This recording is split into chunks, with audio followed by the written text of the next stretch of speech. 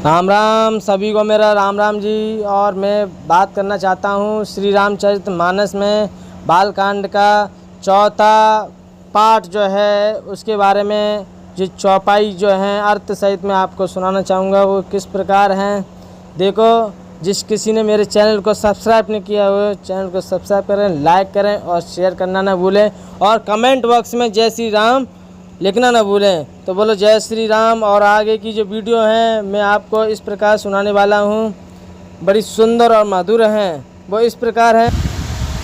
करन चहु रघुपति गुण गाहा, लघुमति मोर चरत अवगाहा। सूझ न एक अंग पाऊँ, मन मति रंक मनोरथ राऊँ।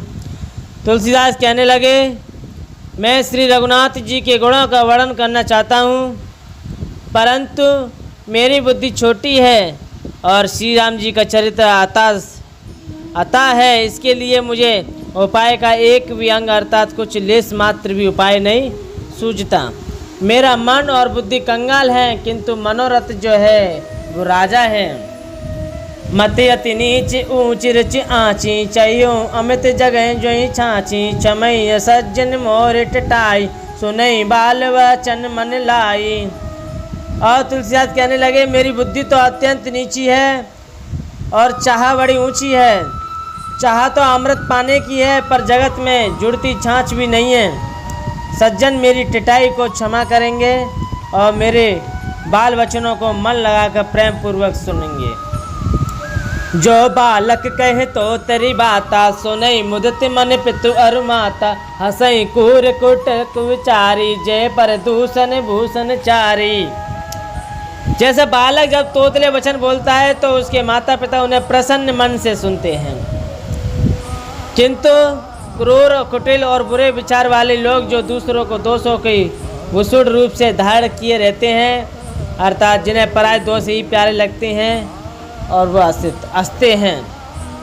निज कवित कही लागनरनी का, सरस होय अथवा अति फीका। जय पर बनत सुनत हर साई, तेवर परुष पहुँ जगनाई। और तुलसीदास कहने लगे, रसीली हो या अत्यंत फीकी, अपनी कविता किसे अच्छी नहीं लगती, किंतु जो दूसरे की रचना को सुनकर हर्षित होते हैं, ऐसे उत्तम पुरुष जगत में बहुत नहीं है। जग बहु नर सर सरि सम भाई, जय निज बाणे बढ़े जल पाई। सज्जन सकृत सिंधु सम कोई, देखे पूरे विधो बड़े जोई। और तुलसीदास क्या कहने लगे, हे भाई, जगत में तालाबों और नदियों के समान मनुष्य ही अधिक है, जो जल पाकर अपनी ही बाढ़ से बढ़ते हैं, अर्थात अपनी ही उन्नति से प्रसन्न होते हैं। समुद्र सा तो कोई एक बिरला ही सज्जन होता है, जो चंद्रमा को पूर्ण देकर दूसरों का उत्कर्ष देखकर उमड़ पड़ता है। भाग चोट अभिलाषो, बड़ करऊँ एक विश्वास। पै है सुख सुनि सुजन सब, कल करई उपवास। मेरा भाग्य छोटा है और इच्छा बहुत बड़ी है, परंतु मुझे एक विश्वास तो है कि इसे सुनकर सज्जन सभी सुख पावेंगे और दुष्ट हंसी उड़ाएंगे मेरी।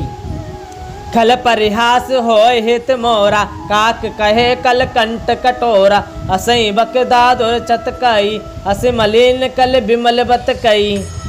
और कहने लगे तुलसीदास, किंतु दुष्टों के हंसने से मेरा हित ही होगा।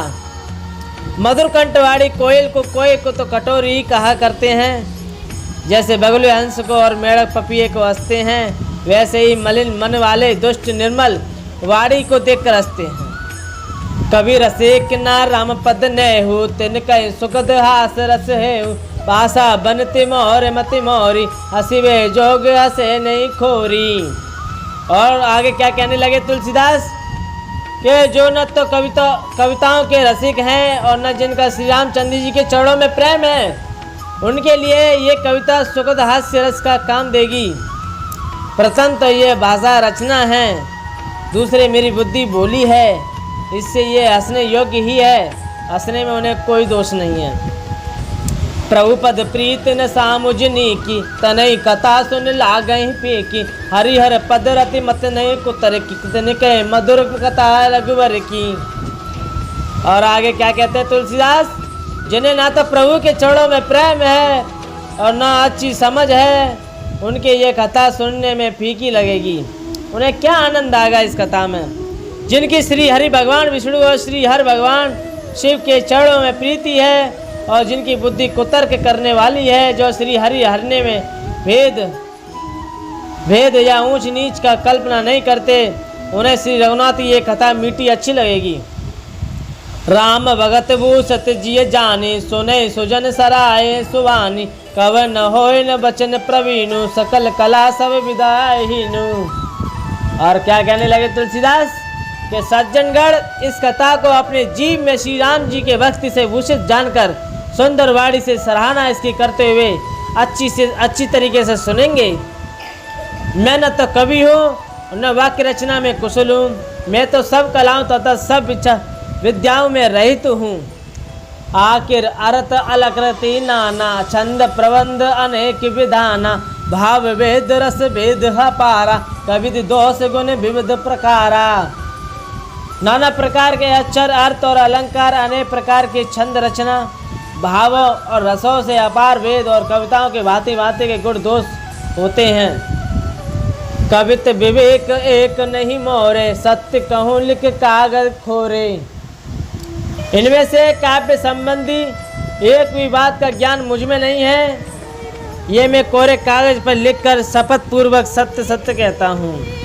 बनती मोरे सब गुण रहित विश्व विदित गुणे, सो विचार सुन है सुमत जिनके विमल विवेक, लखन सिया राम जय जय राम, मेरे प्रभु राम तुम्हें प्रणाम। मंगल भवन अमंगल हारी, द्रवउ से दशरथ अजर बिहारी, दीन दयाल विरुद्ध संभारी, हरउनाथ मम संकट भारी। मेरी रचना सब गुणों से रहित है, इसमें बस जगत प्रसिद्ध एक गुण है, उसे विचार कर अच्छी बुद्धि वाले पुरुष जिनके निर्मल ज्ञान है उसको सुनेंगे। हे मैं रघुपति नाम उदारा, अति पावन पुराण श्रुति सारा, मंगल भवन अमंगल हारी, उमा सहित जय जपत पुरारी।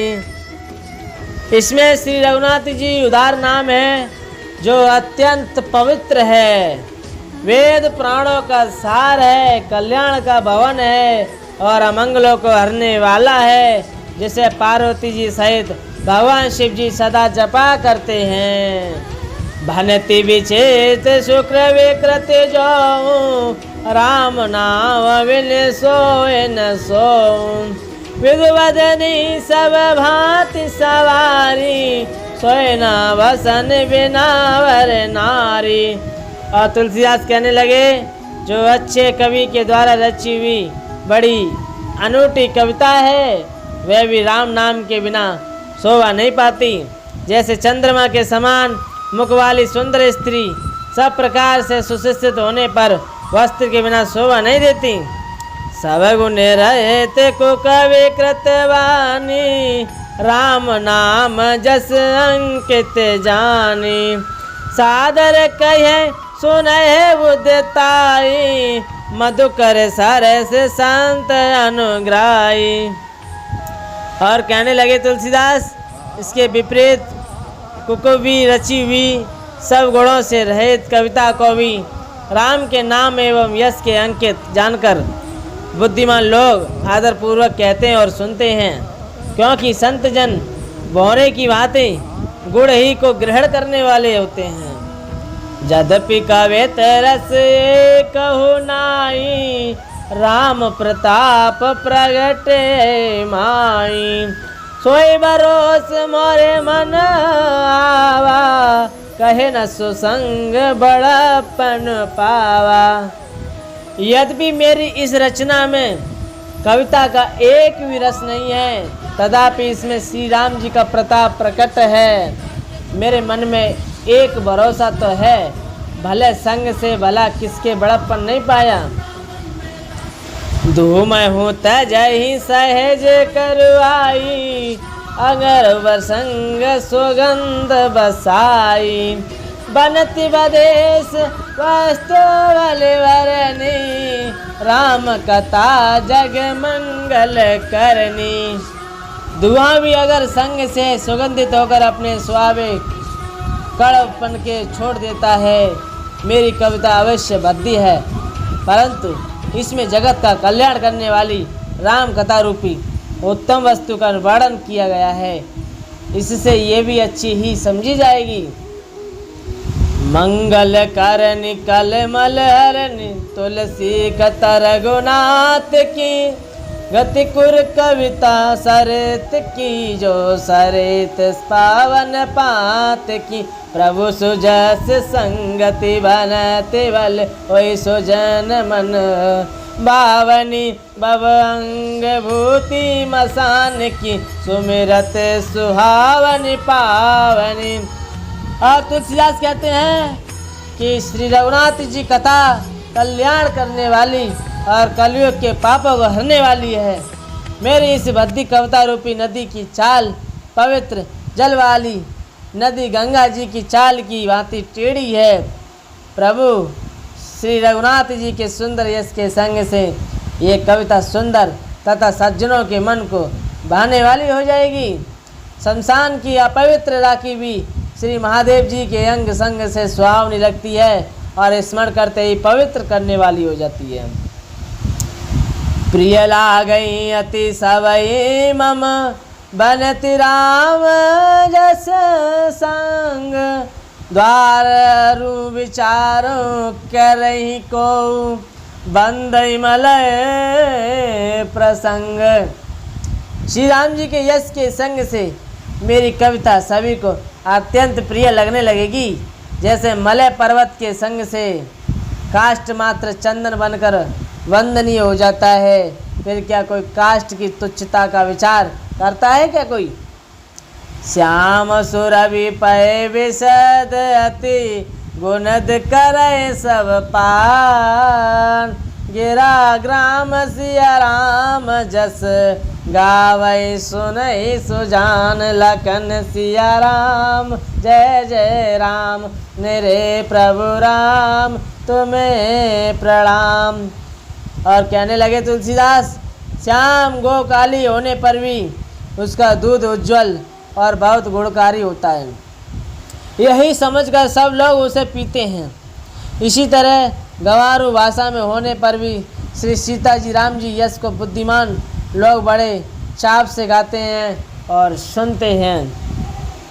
मणिमान के मुक्ता चब जैसी, हई गिरि गज सिर सोय न तैसी, नृप कीरट तरनि तन पाई, लही सकल सोवा दिखाई।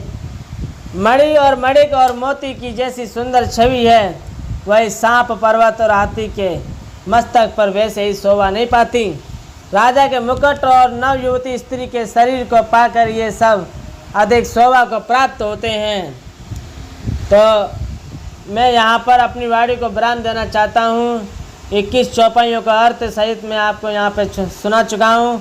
आपको हमारी वाणी अच्छी लगी हो, सुंदर लगी हो तो कमेंट बॉक्स में जय श्री राम लिखना ना भूलें। और जय श्री